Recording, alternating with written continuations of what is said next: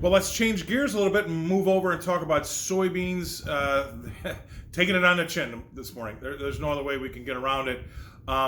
We've dropped 25% of that rally that we've seen, that $2 and change rally from 8.31 all the way up to 10.46, $2.15 rally. We've dropped 25% of that back.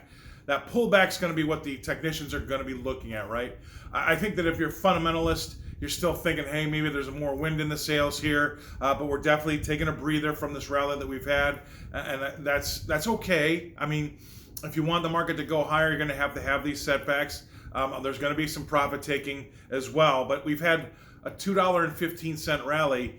We're going to have some down days, right? Nothing goes straight up. So I'm trying to explain that rally away. We've gone back 25%. You've got to see some profit taking.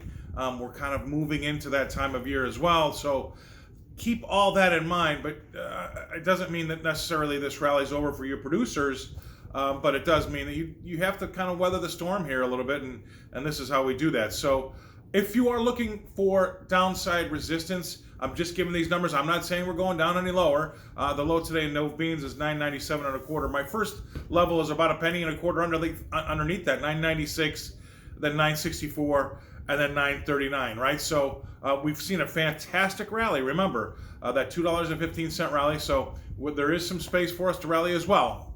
I'm not saying we're going up or going down, just giving you the numbers that your competition's looking at. That's all I'm stressing here.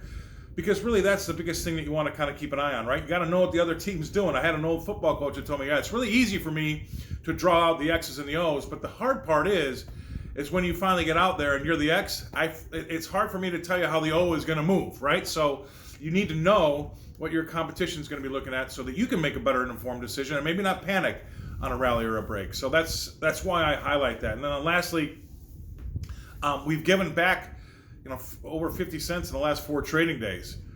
That's a good example of the volatility that we're going to continue to see in these markets, right? So don't say that.